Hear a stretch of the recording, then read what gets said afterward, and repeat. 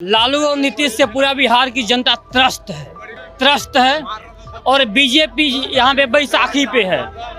BJP विकल्प था लेकिन वो बैसाखी पे अपने दम पे उस आने का क्षमता नहीं रखता है। आना तो दूर की बात, बिहार की कोई ऐसी राजनीतिक पार्टी नहीं है जो 243 सीट पर चुनाव लड़ने की कुवत रखती हो। एक पीके ही ऐसा शख्स है जो कि पार्टी बनाने के बाद 243 सीट पर लड़ने की बात कर रहा है। तो हमको नहीं चाहिए ऐसा। वो जो ब्राह्मण जो बनते पांडे मतलब ब्राह्मण जो है, हमको ऐसा ब्राह्मण बिल्कुल नहीं चाहिए जो कि अलाउद्दीन खिलजी की तरह वो आगे बढ़ावे, ठीक है, और वहाँ पर चित्तौड़ की तरह आक्रमण करवा। हमको ऐसा नहीं चाहिए, हमको सिर्फ बीजेपी चाहिए, बात खत्म। पीके भी वैसा ही करेंगे? हाँ बिल्कुल, हमको नहीं चाहिए। एक पीके ऐसा व्यक्ति है जो बिहार की विकास की बात कर रहा है। पीके ऐसा है जो बिहार में जो मजदूरों की फैक्ट्री है, इस फैक्ट्री को बिहार में ही स्थापित करने की बात कर रहा है। बिहार से बाहर पलायन की बात नहीं करता। एक पीके ही ऐसा व्यक्ति है जिसके साथ सभी वर्ग के लोग हैं, सभी धर्म के लोग हैं। बाकी जितने भी राजनीतिक पार्टी है वो किसी एक समुदाय की राजनीति करती है। नमस्कार, मैं प्रवीण और आप देख रहे हैं डेमोक्रेटिक चरखा। जिस तरह से बिहार में एक बार प्रशांत किशोर की पार्टी लगातार ही यात्रा कर रही है और पूरे गांव-गांव घूम रही है, उस पर जनता क्या कहती है। जिस तरह से अभी दो पार्टी सबसे बड़ी है, एक आरजेडी और एक जेडीयू, तो तीसरा जो ऑप्शन है, क्या जनता पीके को इस बार मौका देगी? क्या नाम हुआ आपका? मेरा नाम निखिल कुमार हुआ। क्या पीके को मौका देंगे आप लोग? देखिए, प्रशांत किशोर जी हैं, पर्सनली तौर पे मतलब बहुत अच्छे इंसान है और मेहनत भी जम के कर रहे हैं, लेकिन मतलब मुझे जहाँ तक ऐसा नहीं लग रहा है कि फर्स्ट अटेम्प्ट में निकाल पाएंगे उतना अच्छा सीट। हो जाए, भगवान करे कि उनकी अच्छी सीटें आ जाए, लेकिन सरकार तो बनाना मुश्किल है। जैसे कि हम सभी देख रहे हैं कि आरजेडी हो गई, जेडी हो गई, बीजेपी का आज तक अभी मंत्री कोई नहीं रहा है। तो फर्स्ट अटेम्प्ट में निकालना तो मतलब इतना आसान किसी के लिए भी नहीं है।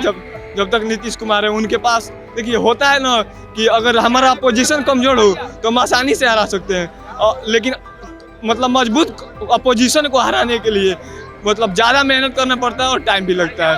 तो इस बार तो चांस नहीं दिख रहा है। हो सकता है अगली बार अच्छे चेहरे बन के उभरे प्रशांत किशोर। लगातार वो एकदम जमीनी स्तर की बात उठा रहे, कह रहे हैं कि पलायन बिहार से हो रहा है, हम आएंगे तो हम सबसे पहले रोजगार देंगे लोगों को। मतलब बात तो परफेक्ट तरीके से उठा रहे हैं, जैसे एक नेता है वो करना चाहिए। पढ़े लिखे भी हैं, लेकिन चाणक्य तो अब छोड़ दीजिए, क्या कहें चाणक्य के बारे में। ममता जी के पास भी रहे हैं, जेडीयू में भी रहे हैं, बीजेपी में भी रहे हैं, तो कहीं ना कहीं थोड़ा सा चाणक्य वाली बुद्धि जरूर है।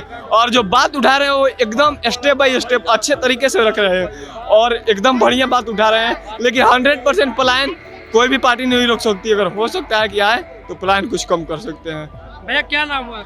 मेरा नाम विनायक चौबे है। जिस तरह से कारवा बढ़ते ही जा रहा है पीके का, क्या लगता है कि जिस तरह से आरजेडी, बीजेपी और जेडीयू की पार्टी जिस तरह से बिहार में है, क्या लगता है कि पीके को मौका देगी बिहार की जनता? बिल्कुल देगी। इसका सबसे बड़ा वजह है लालू और नीतीश से पूरा बिहार की जनता त्रस्त है और बीजेपी यहाँ पे बैसाखी पे है। बीजेपी विकल्प था लेकिन वो बैसाखी पे अपने दम पे उस आने का क्षमता नहीं रखता है। आना तो दूर की बात, बिहार की कोई ऐसी राजनीतिक पार्टी नहीं है जो 243 सीट पर चुनाव लड़ने की कुवत रखती हो। एक पीके ही ऐसा शख्स है जो कि पार्टी बनाने के बाद 243 सीट पर लड़ने की बात कर रहा है। एक पीके ऐसा व्यक्ति है जो बिहार की विकास की बात कर रहा है। पीके ऐसा है जो बिहार में जो मजदूरों की फैक्ट्री है, इस फैक्ट्री को बिहार में ही स्थापित करने की बात कर रहा है। बिहार से बाहर पलायन की बात नहीं करता। एक पीके ही ऐसा व्यक्ति है जिसके साथ सभी वर्ग के लोग हैं, सभी धर्म के लोग हैं। बाकी जितने भी राजनीतिक पार्टी है वो किसी एक समुदाय की राजनीति करती है। अगर आरजेडी की बात करें तो MY समीकरण बना के अपना वो चुनावी एजेंडा ही तैयार करती है। नीतीश कुमार की बात करें तो केवल राजगीर और नालंदा के बाद कुर्मी की राजनीति करते हैं। और भारतीय जनता पार्टी तो सब लोग जानते हैं कि धर्म के नाम पे देश को ही लूट रहा है। तो एक विकल्प के तौर पे हैं तो महाशय प्रशांत किशोर जी हैं जो कि बिहार के विकास के लिए बात करते हैं।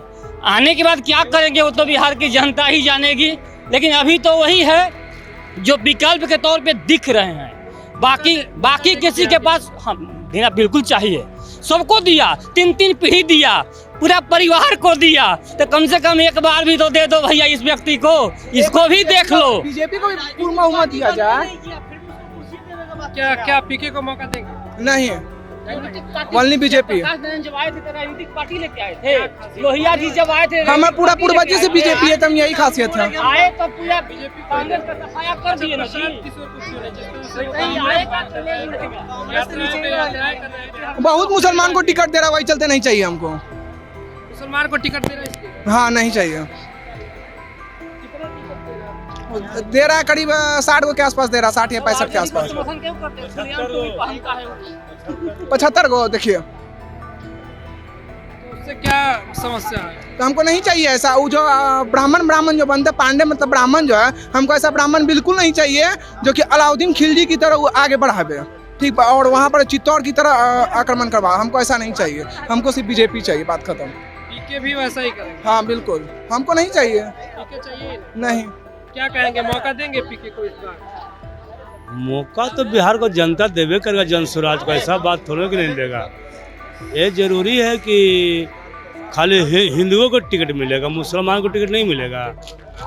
वो भी तो भारतीय न है, भारत सब फाजिल में तो नहीं है, भारत का नागरिक है, उसका प्रमाण फिन है कि आपको हर जगह वो लड़ा है।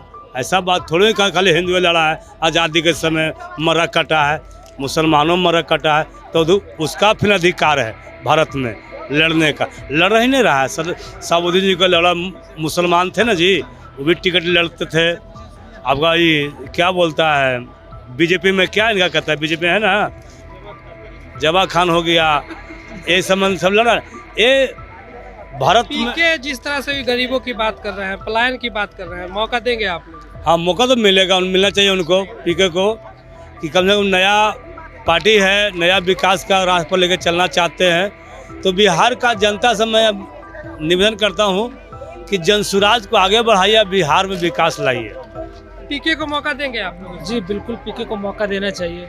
उनकी जो विचारधारा है वो बिहार के हित में है, क्योंकि बिहार में सबसे बड़ा जो मसला है वो पलायन, और अगर उनके आ जाने से लोगों के अंदर उत्साहिकता हो जाएगी तो जाहिर सी बात है कि बिहार को कुछ ना कुछ भला होगा। इसलिए एक मौका देना चाहिए, क्योंकि बीजेपी जिस स्तर से काम कर रही है, आरजेडी ने बिहार में काम किया, जेडीयू ने काम किया, आज़ादी के बाद से बिहार आज भी वही है, कुछ परिवर्तन कुछ खास नहीं मिला। जिस तरीके से महाराष्ट्र, गुजरात के लोग शिक्षित हुए, उनको एक प्लेटफॉर्म मिला, तो वो आज कामयाब है।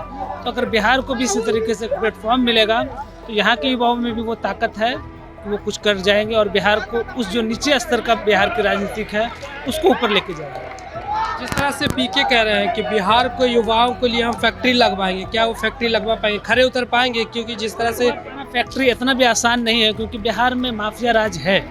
आप अगर कहीं पर फैक्ट्री लगाते हैं तो कुछ लोग आपके पास इतना पैसा का डिमांड करेंगे कि प्राइवेट कंपनियां वहाँ से चली जाती हैं। लेकिन अगर उनका प्रयास रहा, कुछ हद तक तो किया जा सकता है। ये किसकी गलती है यहाँ पे, माफिया राज की गलती है? बिल्कुल राजनीतिक की, हमारे प्रशासन की लापरवाही है, जो इस तरह के लोगों को पनपते हैं, किसी को आगे नहीं बढ़ने दिया जाता है। अगर कुछ अच्छा सोचते भी है तो उनको दबा दिया जाता है। अगर यहाँ राजनीतिक तौर से मजबूत रहेगी तो जाहिर सी बात है बिहार आगे बढ़ेगा। देखा आपने बिहार की जनता पीके के बारे में क्या बोल रही है इस बार। आपको क्या लगता है कि आरजेडी और जेडीयू की जिस तरह से अभी बिहार में लड़ाई चल रही है, उसमें क्या पीके बाजी मार पाएंगे? ये तो आने वाला वक्त ही बताएगा। लेकिन आप इस पूरे वीडियो के बारे में क्या सोचते हैं, आप हमें कमेंट करके जरूर बताएं। साथ ही इस तरह के तमाम खबरों को देखने के लिए हमारे चैनल डेमोक्रेटिक चरखा को जरूर सब्सक्राइब करें। धन्यवाद।